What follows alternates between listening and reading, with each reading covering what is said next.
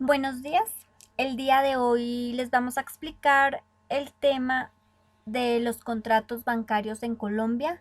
Mi compañera Laura Daniela Cervera y quien les habla, Lilibet González. Somos estudiantes de la Fundación Universitaria Juan de Castellanos. El contrato bancario es un documento donde se especifican los detalles de una operación o relación establecida entre una entidad financiera y alguno de sus clientes. Este puede ser una persona natural o jurídica. En dichos contratos quedan registrados los derechos y obligaciones de las partes. En ese sentido, se fijan plazos para los pagos, tipo de interés, comisiones aplicables, entre otras condiciones de la transacción. Su normatividad la encontramos en el título 17, capítulo primero del Código de Comercio. Dentro de sus características principales encontramos 7, que son: es un documento que tiene fuerza de ley entre los contratantes. Segundo, son acuerdos que rigen todas las operaciones del banco dentro de sus actividades de intermediación financiera. Esto quiere decir que se utilizan al extender créditos o recibir depósitos. Sin embargo, no es un contrato bancario. Por ejemplo, aquel que firma la entidad financiera con la empresa que le brinda servicios de limpieza. Tercero, no son documentos exclusivos de los bancos, sino que también los emiten las instituciones del sistema microfinanciero, como son las cajas de ahorro y las cooperativas de crédito. Cuarto, son contratos de adhesión, es decir, que se distinguen por seguir formatos preestablecidos por el banco. Así, el usuario cuenta con poca margen de negociación y normalmente deben aceptar las condiciones impuestas por su contraparte. Quinto, en vista de la protección de ventaja de la entidad financiera, las autoridades desarrollan normas de protección al consumidor y de transparencia. Así se obliga a que los contratos bancarios cumplan ciertos estándares. Sexto, son acuerdos de naturaleza onerosa y mercantil, porque nacen de una relación comercial vinculada, en este caso, a la prestación de un servicio financiero. Y como última característica tenemos que son documentos bilaterales entre la entidad financiera y su cliente. Dentro de los contratos bancarios encontramos 6 clases. La primera es la cuenta corriente, la cual se puede decir que es un contrato bilateral, pues tanto al cuenta correntista como al banco le asisten obligaciones dentro del contrato. Este tipo de contrato se encuentra regulado por el Código de Comercio a partir del artículo 1382 al 1392. Se perfecciona por el consentimiento dado por las partes de celebrar el contrato. Esto quiere decir que es un contrato de carácter consensual. De igual manera es un contrato de tracto sucesivo.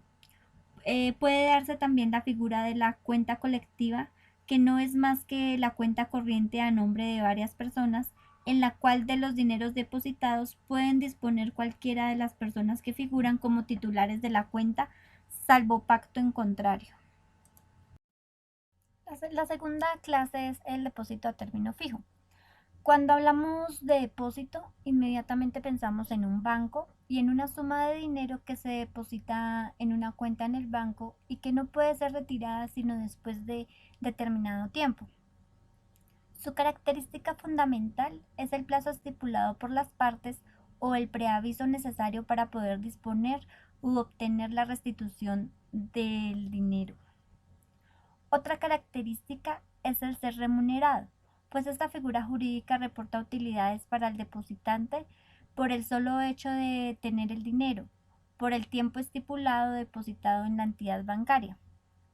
El depósito es una especie de ahorro que genera unos rendimientos y está regulado en los artículos 1393 al 1395 del Código de Comercio. La tercera clase de contratos bancarios es la de depósito de ahorro. Esta hace referencia a que una persona denominado ahorrador busca una remuneración adecuada a su capital, así como la conservación del mismo, su incremento, su custodia y manejo por parte de la entidad financiera. En ocasión a la celebración de este tipo de contrato, surgen tres obligaciones para las partes como son: primera, la devolución de la suma depositada a la vista.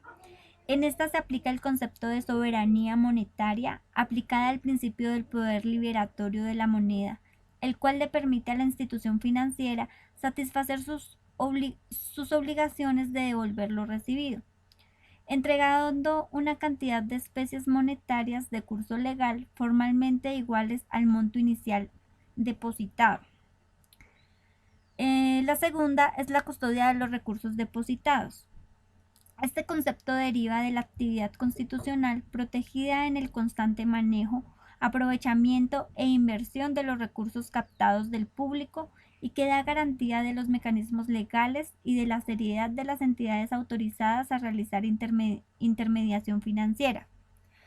Y la tercera es el pago de intereses, que corresponde a una operación de carácter mercantil que por su naturaleza es remunerada tanto al depositario a través de las cuotas de manejo como al depositante mediante el reconocimiento de una tasa de interés. Ahora bien, vamos a hablar de la apertura de crédito y descuento como otra clase de contratos bancarios. El artículo 1400 del Código de Comercio nos indica que la apertura del crédito es un acuerdo en virtud del cual un establecimiento bancario se obliga a tener a disposición de una persona sumas de dinero, dentro del límite pactado o por un tiempo fijo o indeterminado. En cuanto a las formalidades de este contrato, el artículo 1402 del mismo código estipula que este tipo de contrato se celebra por escrito y se debe hacer constar la cuantía del crédito bancario. De otro lado, la Superintendencia Financiera de Colombia establece que las entidades financieras pueden celebrar contratos de apertura de crédito rotativo. Así pues, en desarrollo de los cuales se emiten tarjetas plásticas que permiten la utilización del cupo del crédito asignado, en la cuantía pactada con la entidad financiera. Las entidades financieras reciben tres tipos de remuneración por permitir el uso de esta modalidad de crédito, las cuales son, como ya lo vemos en nuestra diapositiva, son tres. La primera es las comisiones, que son sumas de dinero que la entidad financiera cobra a los establecimientos de comercio por concepto de pago, el cual les permite movilizar su cartera al contado. La segunda es la cuota de manejo. Es el costo que paga el tarjetaviente por el hecho de obtener su tarjeta y mantener a disposición el valor del cupo otorgado. Y para finalizar, los intereses de plazo, que son aquellos intereses que cobran las entidades financieras a los establecimientos de comercio por la financiación del uso de la tarjeta. Existe otra clase de contratos que son las cartas de crédito. Vamos a empezar hablando del concepto. El artículo 1408 del Código de Comercio define las cartas de crédito como el acuerdo mediante el cual, a petición de conformidad con las instrucciones del cliente, el banco se compromete directamente o por intermedio de un banco corresponsal a pagar una suma determinada de dinero o a pagar o aceptar negociar letras de cambio giradas por el beneficiario contra la prestación de documentos estipulados en los términos y condiciones establecidas. Existen una serie de requisitos que debe contener la carta de crédito: el nombre del banco emisor y del corresponsal si lo hubiera, el nombre del tomador u ordenante de la carta, el nombre del beneficiario, el máximo de la cantidad que debe entregarse, el tiempo dentro del cual puede hacerse el uso del crédito y los documentos que deben ser presentados para la utilización del crédito. Existen varios tipos de carta. Como lo podemos ver, en primer lugar tenemos crédito revocable, crédito irrevocable y crédito confirmado. Y en la siguiente diapositiva vamos a ver otros tipos de carta. Empecemos con el crédito revocable. Este tipo de carta le permite al banco modificar o cancelar el crédito en cualquier momento antes de que haya sido utilizado por el beneficiario. El crédito irrevocable, a su vez, establece que este tipo de carta de crédito no puede ser modificado ni cancelado y presupone un compromiso interrumpible entre el emisor y el beneficiario. El crédito confirmado. Este tipo de carta se emite por un banco y es confirmado por otro, es decir, que actúa como un aval. Es así como comprende una carta de crédito irrevocable. En cuanto a otros tipos de carta tenemos el crédito a la vista. Este se presenta para respaldar una compraventa de contado y opera solo con la prestación de los documentos de embarque.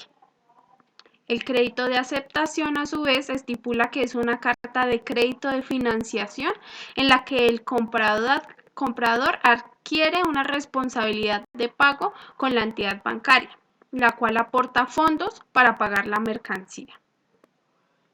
El crédito de negociación estipula que a través de este crédito el banco emisor se compromete a pagar dicha carta y las respectivas letras a cualquier banco que se las presente. Y por último, el crédito transferible es otro crédito documentario con financiación que se consagra en la legislación mercantil colombiana. Esta carta concede la posibilidad de pasar a uno o más beneficiarios el crédito abierto a su favor. Es decir, que como hemos visto tenemos 7 tipos de carta de crédito.